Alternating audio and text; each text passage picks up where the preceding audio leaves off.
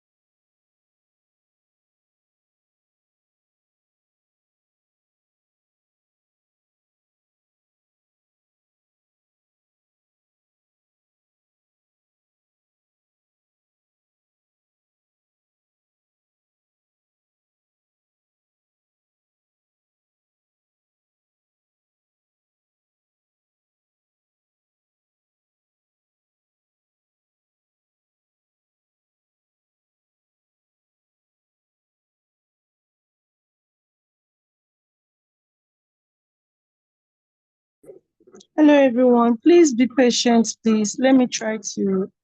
Thank you so much. Thank you for your patience and understanding. All right, so the next person who will be taking us on the third session of today's class is none other than Frank Enetomeh. Frank is a project management consultant with a growing portfolio of experience in project management, project governance, business process improvement, and organizational excellence. He is passionate about helping organizations and individuals successfully deliver projects through effective planning, governance, quality assurance, and application of internationally recognized best practices.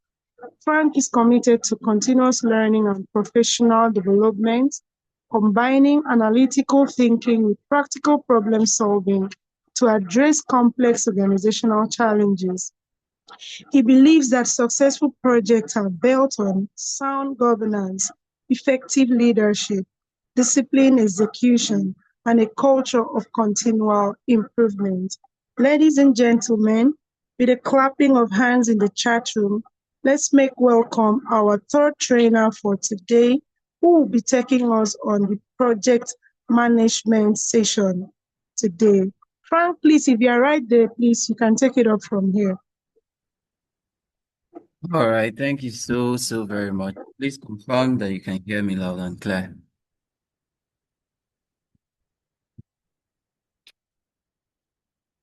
All right, I presume everybody can hear me. Just on the okay, Yes, thank loud you. and clear. Okay, thank you so very much. Thank you, Messi, for that introduction. Thank you, everybody.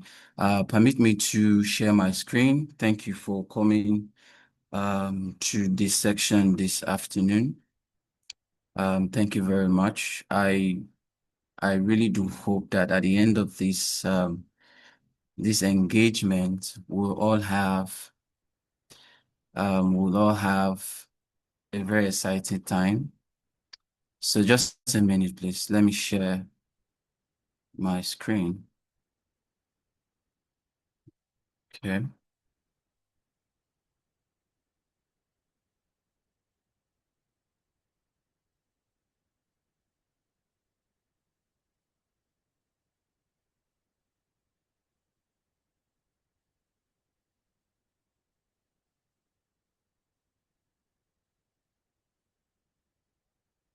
All right, Tim, just confirm if you can see my screen.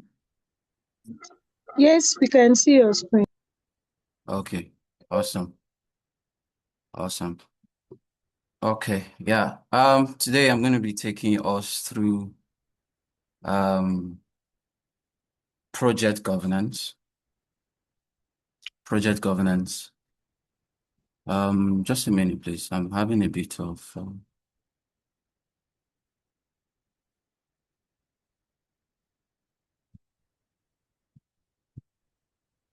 all right, fine and good. Thank you. All right, once again, thank you everybody for this wonderful opportunity. We're going to be discussing briefly project governance, and before I go right into that,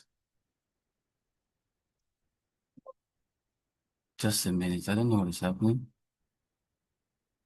Okay. Yeah, before I go right into that, I would like us to understand that I want everybody to participate in this particular training. So you'll be on your chat box. I would like us to make this an interactive section as possible as it can be. I want it to be an interactive section wherever you are. So just be there. This particular section today is designed for everybody. Whether you work in a corporate office, whether you run your own business, or you're a student, or whatever you do, or you're just simply curious about governance, this particular session is for you. We're going to be sharing relatable experiences today, personal experiences, and that's why I said I will need everybody on the call to interact. We use the chat box to interact, to share personal experiences as to what project governance is, or governance in itself is. And so I just want to create a scenario here. I want to stimulate a scenario. So let's just thank God you say you can hear me loud and clear. So let's just stimulate a scenario here. So imagine launching a high-stake project, whether it's a new banking system or maybe a major road construction or a digital transformation or a product launch, whatever it is, but it's a very high-stake project. And everything starts with excitement, big promises. You know, most times people or clients will have this so much expectation surrounding their project. And so, but a few months in, this kind of high stake project, a few months in, you begin to see the familiar signs like decisions are delayed or made by the wrong people, signs like scope keep creeping. Scope creeps is more like what you didn't plan for, like what you did not intended to do as the project began to progress. So the client comes and say, you know what, I want this to be added, I want that to be added. And that's scope creep. So another one is maybe the stakeholders are pulling in from different direction. Somebody have so many stakeholders having different opinion while the project is on, right? Risks are being ignored until something become very serious. No one is really held accountable when things go wrong. And then the budget is overpriced, or the project is over budget, behind, schedules are behind, pressure is mounting. And yet in another project you see, or a similar project, you see things running smoothly. Decisions are made timely, changes are promptly controlled, risks are managed, the project is delivering on real-time value. So I want to ask a very big question. If you understand this scenario clearly, I want to ask a very big question. So the question is this: what is the invisible force, or what do you think is the reason or the difference between these two outcomes? The one who is moving smoothly, time and properly managed, and the other one who haven't promised big things, and then a whole lot of things decisions are delayed, as I've mentioned just a minute ago. So quickly on the chat box, I want to see on the chat box, what do you think? What do you think is the issue? What do you think? What do you think? What do you think? I'm on the chat box. Okay. What do you think? What do you think? I'm waiting. I want us to I want us to really have, what do you think is the issue? Amazing, Nikkei. Absence of control and monitoring. Yes, yes, yes. Yes, yes, yes. Absolutely, absolutely. Part of the reasons. Absence of control and monitoring. Good. Any other person? Any other person, please? Let's just take one or two. Um, one or two more. Exactly. Leadership oversight. Exactly. Leadership oversight. Leadership oversight. Any other? Just one more, just one more. Just one more because of our time. Absence of control and monitoring, leadership oversight. Yes, okay. While I expect more to come in, I will just peg on the two responses I've gotten. Exactly. And this is what we're going to address today. Project governance is simply about, controls, monitoring, strategic leadership oversight. And that is what we are going to be looking at today very, very quickly. That is what we're going to be looking at today. And mind you, we will have also a practical section where we would have to run us through on how to build a project governance framework. So that's why I'm being conscious of my time. So very clearly, let's just see this. Our learning objective is clear, simple. We're going to be defining project governance and explain why it matters. We're going to identify the core components of project governance in respect to the PMBOK version 8. We're also going to be mapping roles and responsibilities using the RACES metric. I was on the last training section, just a brief time, and I really enjoyed how the trainer simplified this RACES metric. So I believe every one of us have clear understanding of what that is. And then we're also going to build, like I said, we're going to build a simple governance framework. We're going to be using tools, on the call to do that. We see different approach. We see the manual approach. Manual approach as to a project team coming together and say, okay, let's discuss this. And then we're going to see how AI has really helped to salvage that kind of situation where you just have to, use AI with your team and develop a good project framework and then run it through with your team. And it's very simple, very simple. We'll be using Claude, we'll be using ClickUp when that time comes. So quickly, let's just run through. Right. Governance. Governance is clear. So governance is more like the system of rules, a system of rules and responsibilities, decision-making structure, procedures used to ensure that a project is managed properly and delivered according to the organization goals or supporting the organization goals. Now, if you look at the definition I just gave you, you look clearly about key points. Number one is a system of rules, responsibilities. Number two, we're looking at decision-making structure. There should be a structure in place for proper decision-making, not people getting confused as to who will own this process, who do I go to, how do I get this resolved, just like is Nika that said something about absence of control and monitoring. When there is no monitoring system or the structure in place is not appropriate, then who then make the decision?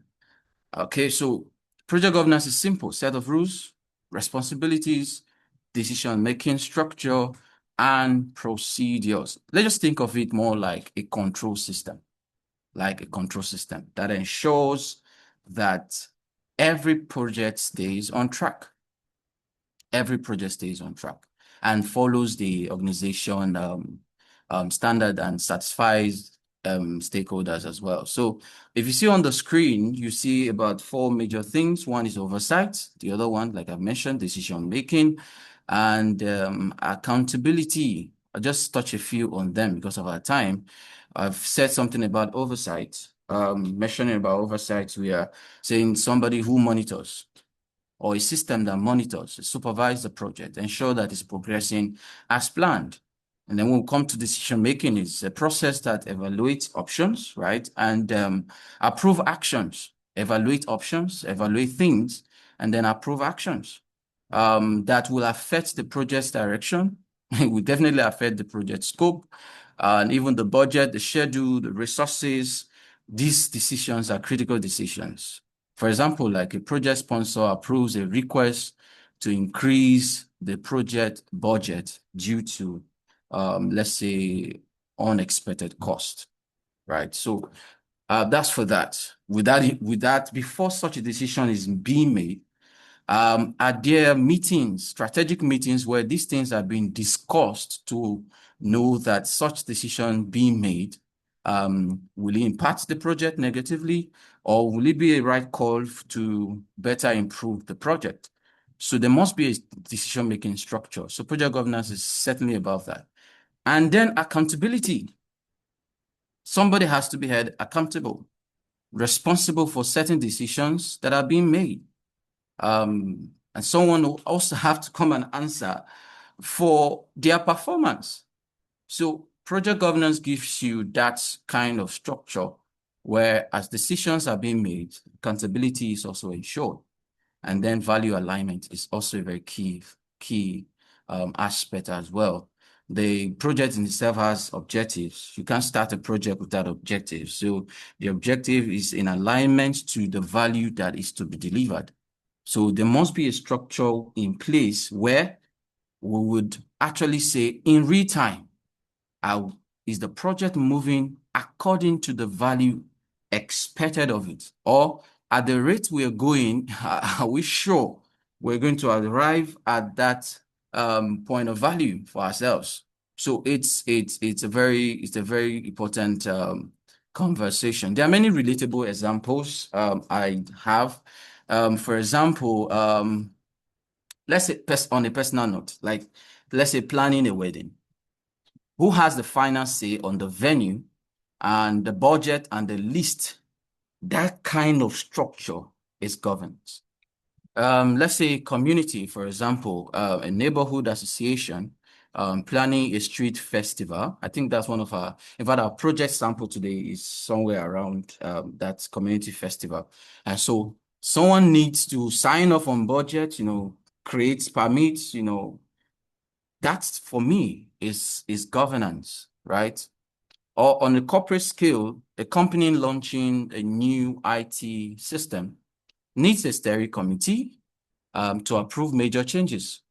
That for me is governance. I want to quickly ask, I think we only have two or three persons who have made comments so far. Please, I said this is going to be interactive, and so if there is no interaction, I'm so sure that it may become very boring, because I actually prepared this to be more interactive. So I want to ask a question, okay?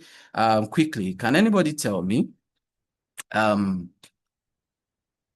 maybe any project you've been on, and then it came to a point that you don't know who is going to make a strategic decision, or who is in charge to make decision? Have you ever been in that kind of situation? Or maybe you went to somebody and said, okay, I have this, and the person said, no, I'm not the one in charge, and it's this person. And then you go to the other person, and the person refers you to another person. Is there any experience like that? Do you have any experience like that? As regards to maybe you're part of a project or part of an event, and then you're sorting, we want to know who is responsible for a certain activity, and you are tossed to and fro. Is there anybody on the chat quickly? Anybody on the chat? Yes, Loretta, thank you. Loretta said yes. Good. So that for me is that gap you see there is a governance gap. It is supposed to be a structure in place where everybody part of the team should know who is accountable for certain responsibility. You'll not be mistaking someone else for another person. So if there is any situation like that, it is an obvious fact that there is a governance gap. And so because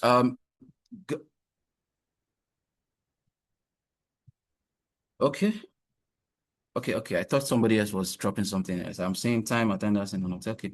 All right, good. Now, you asked where does governance sit in the PM buck? Where does governance really sit in the PM buck? Governance sits the first row you see there is it shows the 5 focus areas. I believe we've been walked through.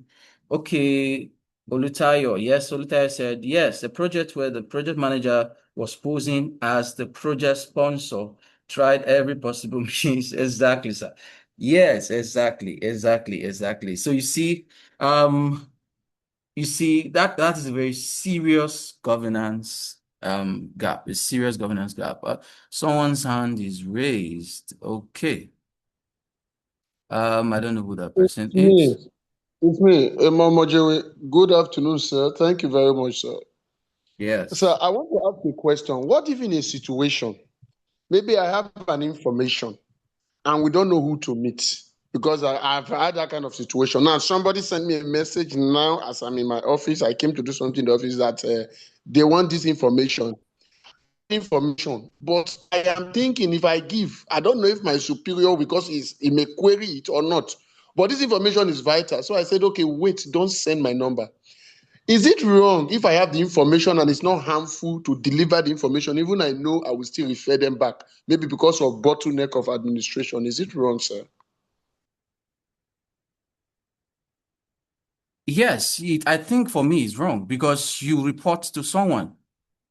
Right? Because project also what we're going to be looking at is the aspect of data, right? So, because it's wrong if there is, and also I can also say it in this line, if there is a policy around it that suggests that there is an hierarchy of decision being made, right? Decision being made, or how things are being moved from one level to another, or circulation of information. And this structure, if there's a structure in place that this particular approach is violating, for me, it is wrong.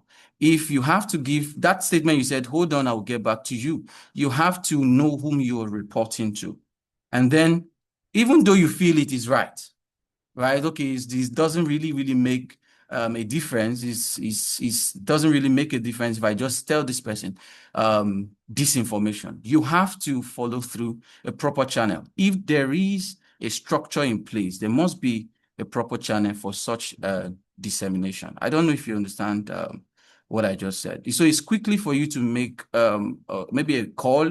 I don't know your organization structure, how things are going to be verified on this stand. So you just have to align with maybe a top management or a line manager or somebody you report to directly as regards to that particular issue before you then move ahead.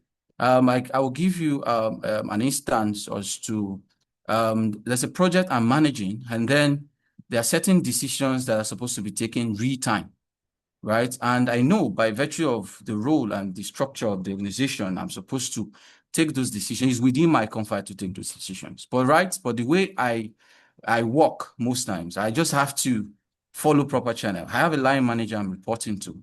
Even though he may likely say, okay, go ahead, but I just let him know. A few minutes will not cost anything, right? I'll just let him know, oh, this and this is what is needed now. This is the approach we are taking now.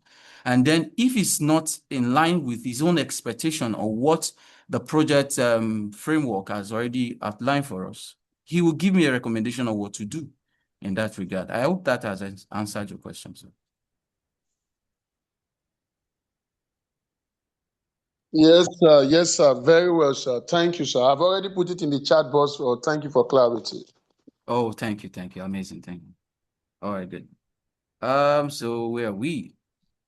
Okay, so yes, project governance is the first performance domain. I believe you've had sections on initiating, planning, executing, monitoring, and control. I was also in that section of monitoring and control. It's a very insightful section too.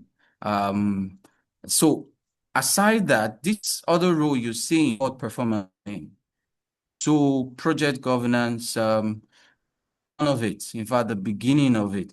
So this actually describes what project managers and project teams should continuously pay attention to. Performance domain is what project managers should continue to pay attention to. It's not a one-off event. It's a simultaneous, it's more like a circle thing. So it's not like project governance, we are done with it at the first stage and that's all. No, no, no. It's a process. So project managers, project team has to follow through with project governance, at the same time, be mindful of scope, be mindful of the schedule, put finance into consideration, stakeholders into considerations, also resources into consideration, risk into consideration. So governance is the first performance domain. And this is intentional because governance is not another project phase. None is a process thing, kind of. Project governance is more about the management of capability that cut across every focus area you see at the top, from initiation to project closure, right? So that's for that. Because of our time, oh my goodness. All right, so let's look at this. There's some slides I may not touch. You have it. It's self-explanatory. I'll look at some critical slides that we speak to what we're trying to build, because we are actually going to build a project framework at the end of this meeting. So, but there's this thing I want us to look at carefully. Sometimes people try to merge governance and the PM, the project management, maybe a PMO, a project management office. So there's a slight distinction between these guys. So I just want us to look at it from this simple analogy, like rules and games, right? So governance determines the rules of the game, more like FIFA. Let's take football, for example. They determine who or what can be accounted as a foul, what can be called a penalty. They make decisions. Yeah, they make decisions, and then they also see how successful that particular decision eventually turn out to be. So for project management, is just like the team, like the football team actually playing the game. The FIFA don't play the game. They set the rules. Project management team are more like the team itself that plays the game. They also manage resources, like, for example, manage the footballers who are the human resources, the management team, and everybody or any other kind of resources applicable to that sport. Also, they also manage activities like training. FIFA won't come and train for you, right? They set the rules, but you, your team, you have to do the training. So I just want us to see it from that perspective, that governance is about oversight. When we talked about area focus, project management, there is the day-to-day delivery. How do we ensure that this project is delivered by being conscious of the day-to-day delivery? So that is for me, is other areas, like we look at who is accountable, responsible, levels or outcome, all these things. We have clear distinction between the governance and the project management team. All right, so governance and value creation. I cited that at the last phase of when we're defining governance, we talked about value alignment. Governance is a link between a project that was approved and whether the project itself actually delivers value. So you see that straight link from the organization strategy down to the value realization. The framework is just in between it. And also we have project execution as well. When I was actually preparing for this, I saw a real-time scenario that happened. Some of you, maybe I'll just type it on the comment section. I did a research. I saw something that happened in 2018, a major UK hospital IT project. We call it NHS Lorenzo. It was scrapped. Now listen carefully. It was scrapped after spending £10 billion. 10 billion pounds. My goodness, it was scrapped. You can actually do a research maybe after the meeting. HNS Lorenzo. It was scrapped. And basically the reason why is because there was no governance structure. There was no mechanism in place to escalate early signs, right? to decision makers. So the issues were known, but they were not acted upon. That's a huge governance gap. So the governance, so why I'm saying this is because sometimes some people have governance on paper and not in practice. So that's why the framework itself marries between the strategy down to the framework, down to project execution, and down to the value realization, right? So it's a very awful thing. When I even had to go through some videos to look at it, I said, this is messy. 10 billion pounds, my goodness, gone all just because there's a project gap. All right, so because of time, I'm actually timing myself to be very sure that, because we have to run through the practicals too, the practical section. So I'll touch a bit of these things we're saying, and permit me, please. The slide speaks volume, so you can have access to them and read through. But I want to look at this thing very carefully as we look to going into the practicals.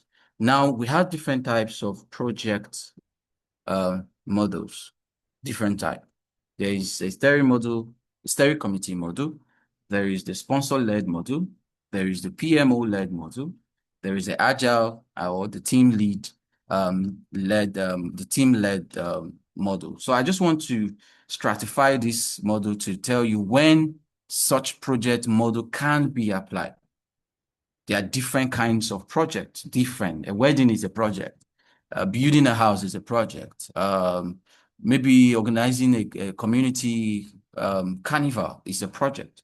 But when do we, or which approach or which model do we use determines the kind of project we are doing. So for the steering committee project is for senior executives, like key stakeholders. It is best for large projects. It is best for strategic initiatives.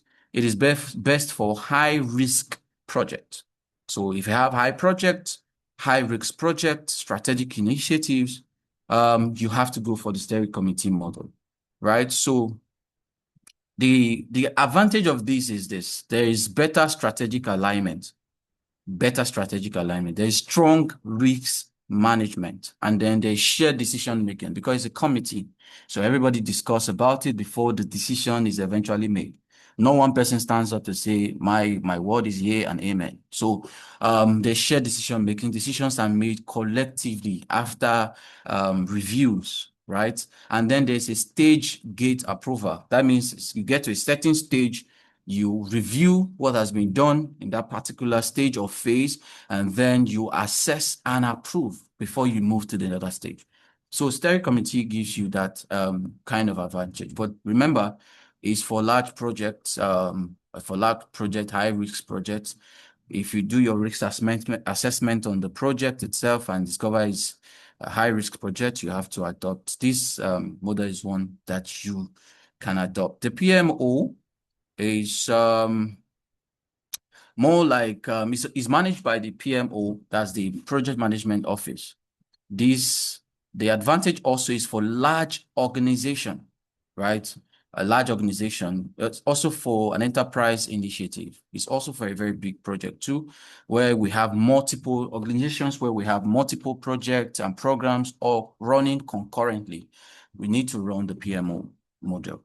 The advantage of this is that it improves consistency, and then it helps to coordinate resources, right? You don't fix resources on a certain project, and then all of a sudden you say, hey, Mr. Man, go join another project, and all of that. Before certain decisions are being made, there is clear evaluation on it. So PMO also help in that aspect. Sponsor-led is a model that's where a single project sponsor has the primary authority to make key project decisions. Just one person making decision. Although it's faster, yes, fast decision making. Just like imagine that my wonderful friend, right? I can't remember the name again. Imagine it's just a PM. Imagine you're the project sponsor, and then the decision comes to you because it's a single-led model, you can just make decisions. Like somebody coming to ask you for that kind of information. If that was your model, you could just give him a direct answer and say, okay, yes, this is what happened. So it makes a decision faster, quick approvals, reduce bureaucracy, and all of that. And then there's a direct communication between the sponsor and the project management. There's less of formal governance structure where more like the steering committee, where you have to sit down, you have to review things, you have to, everybody bring in their own view before you arrive at a decision. I remember there's a project I was on. The project lingered for some time, almost a month. And the clear reason was because the phase we were was approving of documented processes and policies. So the issue we had then was because the board had to sit down to discuss about it. So there's a structure in place where you don't just come and say, oh, I was part of the implementation of such kind of process. And so I have the clear high to say, I approve on behalf of the government, the organization. So no, and that thing, the board sat down, reviewed it. They saw the need to sit down again to review. In fact, so for a PM-led, or what's it called again now? A project sponsor-led fast decision making, right? Agile. Agile is more for digital projects, it's best for digital projects, it's best for software development, it's best for a fast changing environment, right? You can use that. The advantage is clear. It's for fast response to changes, greater team empowerment, continuous stakeholders engagement. So let's just move. Governance meeting, yes. This is a setting structure you can use for your governance meeting. You can have stand-up meetings frequently on a daily basis. That's for the project team. Project review can be weekly. Yes. Steering committee can be monthly, right? Where the sponsor meets with the steering committee. Risk review can be bi-weekly. PM and key stakeholders. Executive review can be, but this is subject to peculiarity, depends on your organization or depends on what you're doing. So it's subject to peculiarity. You can adjust, and also it's depending on the project. Some project can demand that steering committee will say, okay, you know what? There are strategic decisions that has to be made, and we have to see so date within the month. And it's not regularly how it was planned. But a structure like this works. You can have a structure like this in place. So the team or the team lead and the team members do not have anything to say, oh, I'm on something else, when you know there's a structure in place to say we meet every day for daily stand-up, right? And the steering committee has a structure in place that says we meet monthly, a certain day in the month. So it helps them also to plan for their meetings. All right. I think they've flogged this so much today, and I think during the course of the PM training so far, we've looked at this thing, Kevin, so very well. So I may not be able to, I don't know. I believe some of us may not have questions surrounding the racing metrics. It's just to say who is responsible, is accountable, who is to be consulted, and who is to be informed, right? So quickly, another interactive section. Quickly, I have a challenge here. Right. So everybody will have to jump on the chat box. I have a racist challenge. I want us to look at this carefully. We have a scenario. The scenario says a community NGO is organizing a 3 days health awareness campaign in 5 cities. So these are the stakeholders in that for that particular project. They have the project director, we have a city coordinator, we have a finance officer, we have volunteers, and communication leads. So quickly, somebody has answered so sharply. Okay, all right. So number 1, who agrees with Aisha that who is to be accountable for the overall campaign budget? She says is the project. Okay, Nikki approves too. Any other person? Contrary opinion? Any other person? Good. Everybody's saying A. Lorenta, A. Amazing. Amazing. Okay, we have, I think this is so clear. Amazing. Good. Good. Thank you. Thank you. All right, quickly. Question 2. For the city level event delivery, who is responsible? Amazing. C. Good.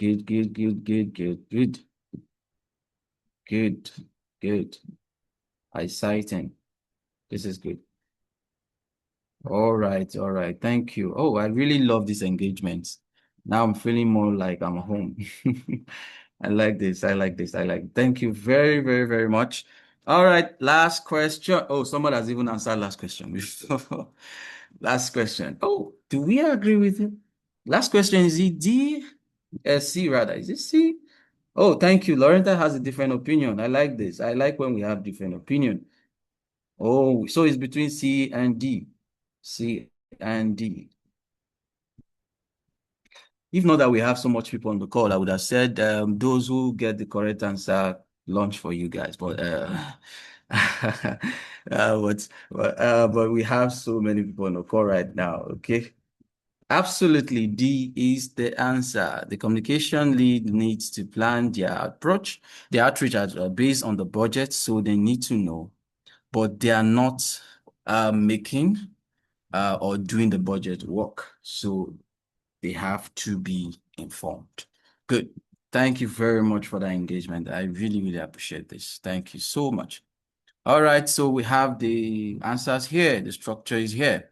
And one thing I want to also state there is that the key rule for the RACES metric is that every activity must have at least one accountable. So you must have, there must be somebody accountable. Multiple who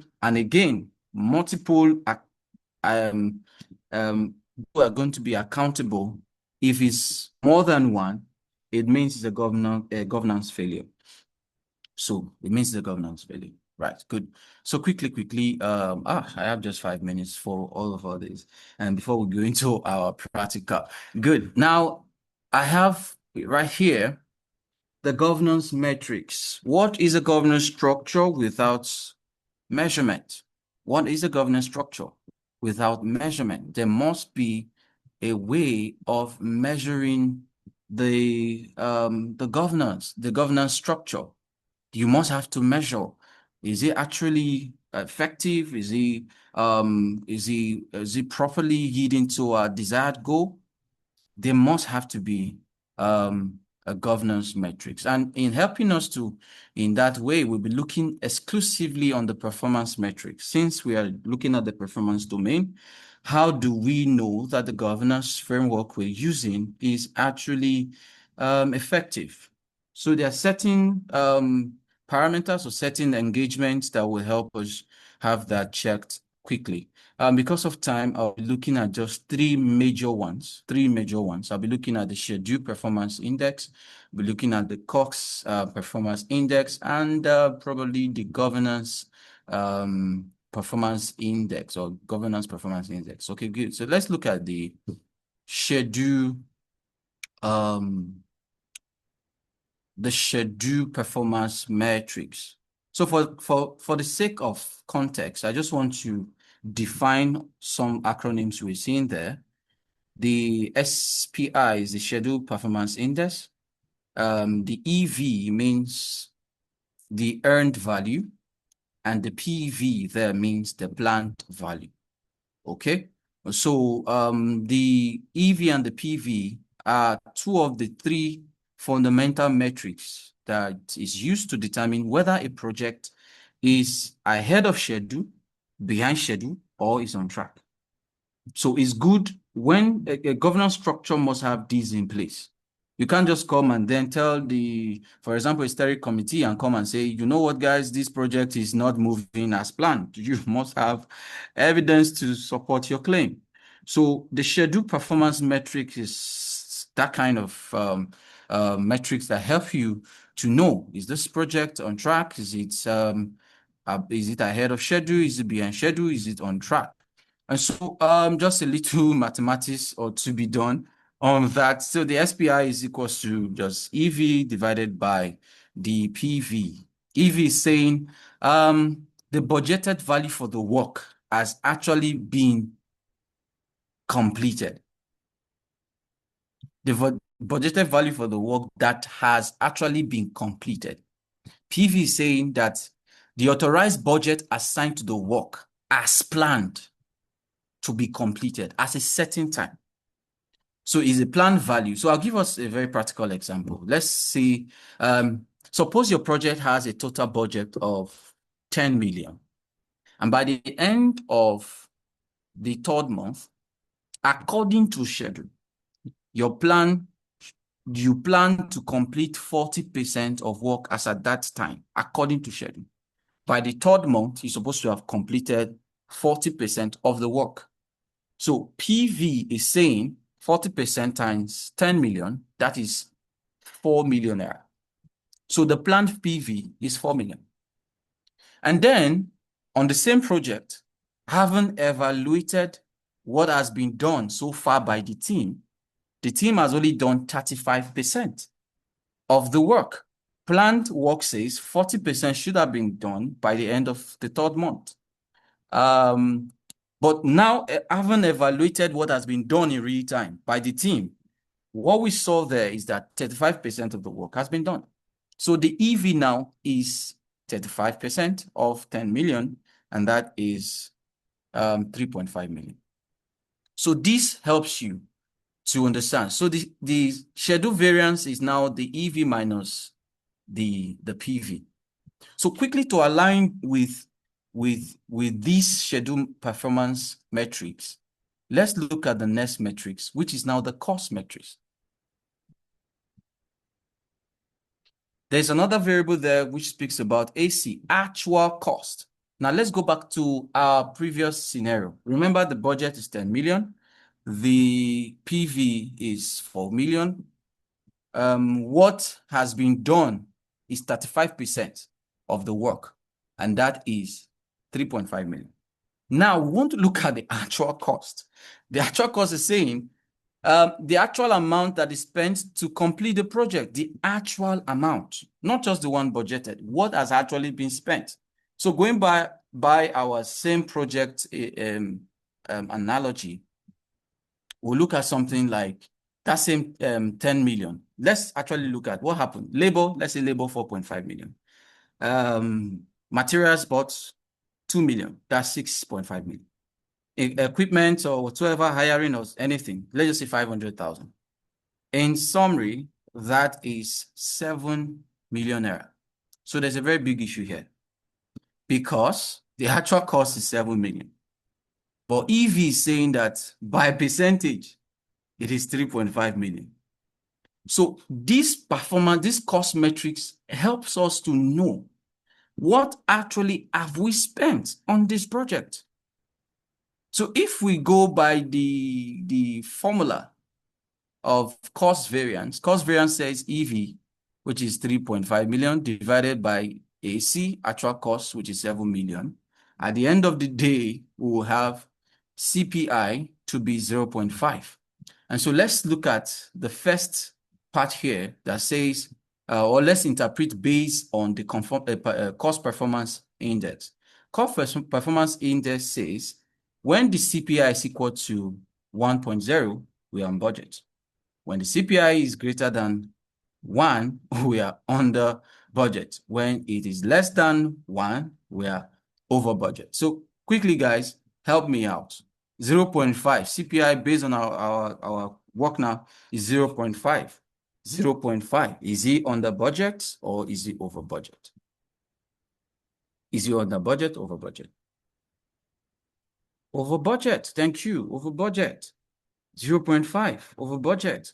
So a CPI of 0.5 means that the budget is only earning 50 kobo. That's 0.5 naira, 50 kobo in value for every 1 naira that is spent. So if you spend 1 naira, that's what this interpretation means. The CPI, what it means is that for every 1 naira, based on this our calculation, for every 1 naira we spent, the only value we gain in return is 50 kobo. We ought to gain 1 naira as spent, because CPI has to be equal to 1. That means, okay, Joseph is asking for more light. Okay, let's have that interpretation again. Going back to the schedule performance, right? Schedule performance says, what is it called again? Okay, so for schedule performance, we talked about two important variables there. Number one is the EV and the PV, right? EV is the earned. Well, we said the earned value means the value that is budgeted for the work. That the value budgeted for the work that has actually been completed, like actually be completed, the value budgeted that has actually been completed, and in percentage and recent. So PV is the planned one, the planned value. According to our plan, by the 3rd month, we should have done 40% of the job. And EV is saying, oh, we are able to do only 35%. Fine and good. Now let's go and evaluate based on your 35%. Based on your 35%, are you sure we are running at a loss or we are on plan? That's where the cost performance metrics comes in play. Cost performance metrics says, okay, tell me, what have you spent on this project so far? And then the project team comes up with their expenses and say, we've spent 7 million, like we did in the example, the illustration we had. We spent 7 million, but EV is telling me that it should be 3.5 million. So that means you spent over that which is supposed to be. And so the cost performance metrics or the cost variance helps us to know where we are. So when the governance team, you can't formulate figures for the governance. If there's actually a framework, you can't formulate figures. They will actually know by these facts and these metrics that this project is on track, or this project is out of line.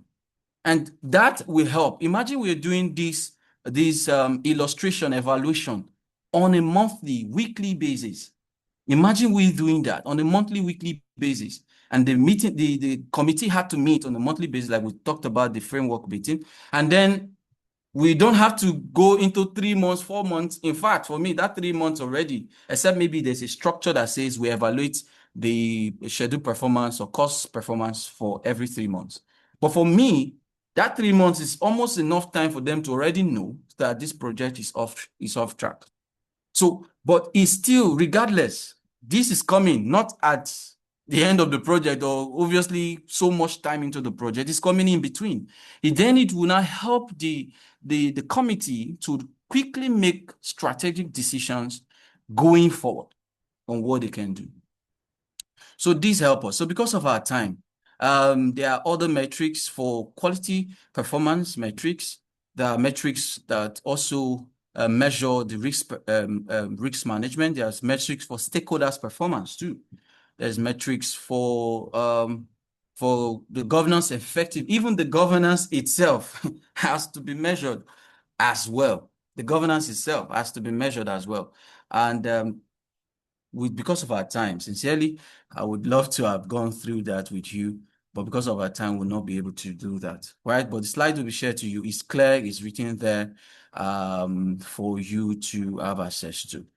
However, this ends up to become the executive governance dashboard. Now you see, it consolidated all the domains that should be under.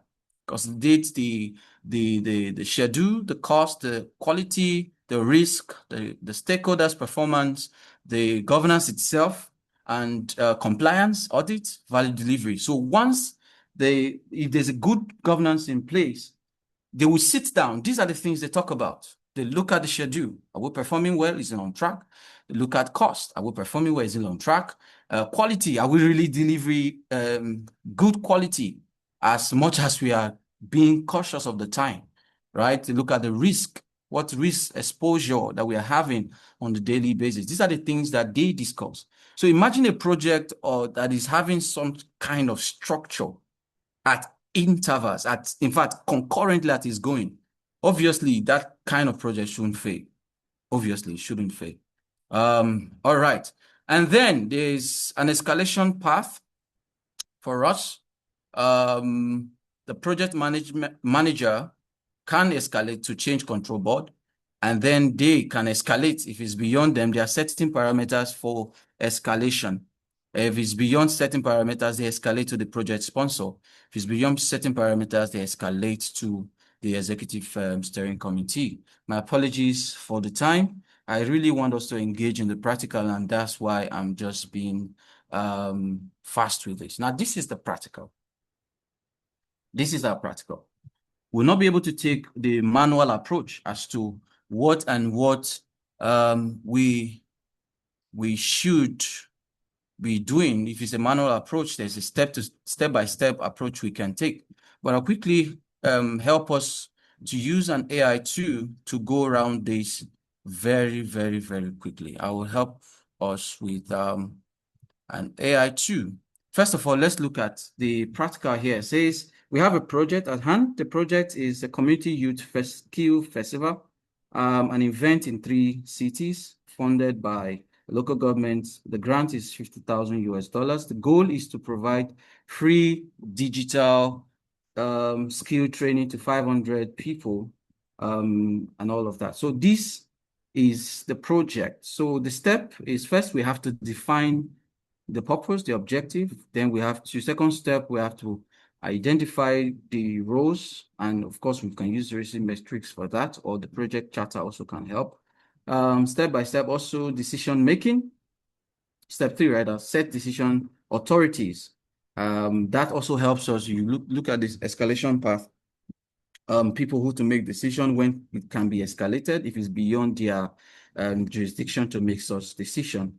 Number 4 is establish controls and all of that. So imagine you have this written down, that these are the objective or these are the steps to the project. What then do I do? I'm part of the project governance team. And what then do I do? You can actually use an AI tool to actually have this done. First, the 2 approach we're going to use. The first one, we're using Claude. Claude, what I just did to save us time, because if we had to run through Claude, it has to be processing my request and all of that. That would take us time. So I'll just take us to what I have done so far based on this project topic. So permit me to share something else.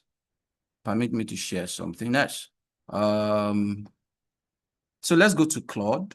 I'll share. Okay, stop sharing. I'll share for us. Let's just give me time. Okay, good.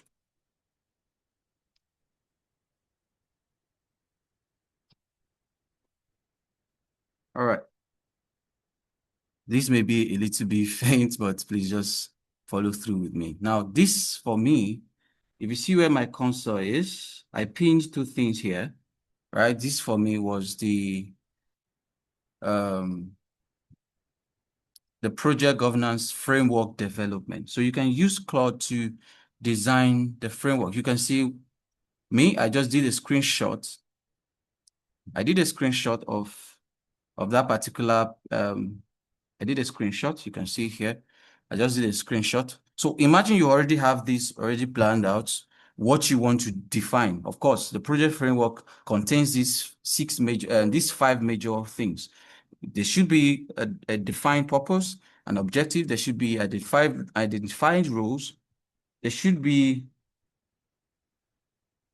okay, someone is asking ChatGPT. For me, Claude gives me some kind of flexibility in using, right? I've used ChatGPT, I've used Grok before, but Claude, in fact, this particular presentation slide you're seeing was created with the assistant of Claude. So supply information and then it refines it. So you see the beauty. ChatGPT will give you this kind of a structured approach, right? So for me, when you are designing or doing a framework like this, Claude for me has, and then Claude is not really like ChatGPT. If you look at my chat with Claude, I chat with Claude as though is like a partner. We discuss about it. There are certain deliverables he gave to me I wasn't really pleased with. I just, and then you can see the suggestion is taking, the route is taking to come up with that design for you. So it's more like a partner for me. So this is the question this is the information I gave to Claude, and I asked Claude to using this Hi, information. Mr. Frank. Yeah. Okay, please, you should be rounding up. Thank you. Okay, cool. Sorry, thank you. So sorry, guys, so sorry. Okay, now, I haven't done all of that. I haven't captured that. Claude did all of these reviews and all of that, and then eventually came up with a governance framework for this my project. So for this my project, and I have the governance framework. So please, organizer, just give me like 5 minutes. I will round up in 5 minutes. So I'm going to show you the framework that Claude gave to me on that. So let's quickly look at that. Where is it now? Amazing.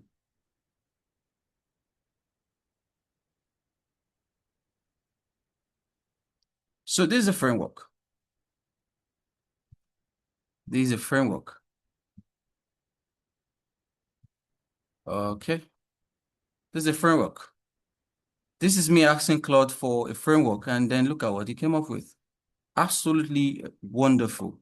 Maybe I would have to also share this with the organizers as well. So then you will see it, digest it very well. You can see the framework itself. It was produced by Claude. You can see the three cities, 500, everything specified. You can have your framework agenda. Remember, that same structure is there. The project charter, a snapshot of it, even budget allocation. You see, this also helps us when we are doing our schedule performance or our cost performance.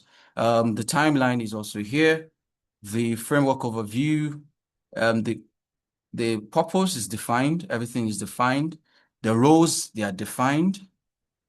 The races metrics is defined, right? You can only then review it to see decision making also. You could see certain decisions. Let's say, for example, daily decision making, the threshold is a single city within a plan. Decision making is the city head. He makes the decision. So you can see it's a structured approach. The controls are established. Communication line also. Like for that, my wonderful mister that asked that question, if there's a structure in place, you should know a reporting plan or a communication plan. Escalation too, when to escalate and who to escalate and how to go about it. You could see how Claude came up with an excellent framework that you can just then discuss with your with other people in the governance team and the rest. So lastly, I haven't done this. How do I now monitor a day-to-day task? You can use ClickUp for that. So permit me to share with you my ClickUp space. I took this governance framework and I went to ClickUp. Let me know if you see ClickUp.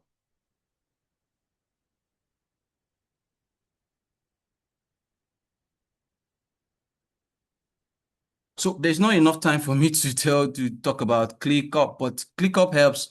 What I did, let me just go to the what I did was there's this thing called brain here. You see something brain here. So I clicked on brain.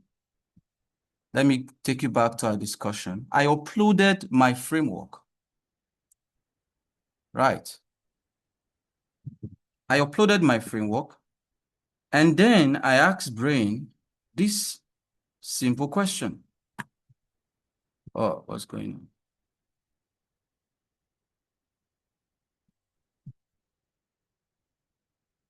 Good. You can see a whole lot of chats we've been having. I asked the brain, it's an AI chat you can ask. It helps you. I asked brain to help me. You know, I said containing in this file is a real-time implementation plan. Claude also can help you define an implementation task plan. There's no time. We did that on Claude as well. I haven't gone the structure. Claude will help you design an implementation task. Then you come to ClickUp. ClickUp and then tell ClickUp to properly arrange these tasks and subtasks according to the assigned persons.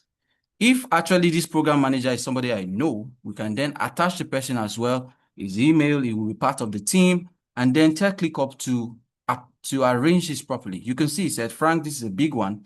Your CSV map out 88 tasks across 6 phases. So ClickUp helped me to arrange that particular task. And so everything that we need to do from start to finish is already here, from start to finish.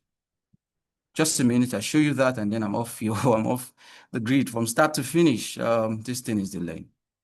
You could see every task here on where my cursor is. You could have the board where every task is being done, the governance framework and sign off, the governance rule and briefing, the dates for it. You even have a Gantt chart also. You have a Gantt chart for that. So ClickUp, what ClickUp does for you is everybody on the team already know the tasks to be done as regards to this entire project. Everybody on the team knows the tasks to be done. And then you can assign somebody or your project team members to each of these tasks. To each of these tasks, you can assign them. You can add up their mail. You can assign that you're supposed to do this. And one good thing about ClickUp is you also have on this far right here, my cursor is, it has an agent. For this particular project, this agent is called Briefing Blair. So Briefing Blair will say, hi, Frank. Great to meet you. I'm Briefing Blair. I turn your community youth skill festival framework to this. And so whatever you want to do, Briefing Blair gives you. And everybody on that same project, you receive emails as to the tasks to be done. So it's one good thing that ClickUp can do for you. Claude to design your framework, Claude also to design your implementation tasks, and ClickUp to monitor how the tasks to each person and to be done. It gives more like a communication plan or a communication channel. So please, I'm so sorry for the time. I think this is all that I can take for now. Thank you so very much. Apologies for the time. Thank you so very much. Thank you so much, Frank. It's good to have you on the call. If you would know, Frank has done this course before with us. So it's very, very exciting to have you teach us today. Please, a round of applause. Thank you. All right, moving on. We are moving to the last session of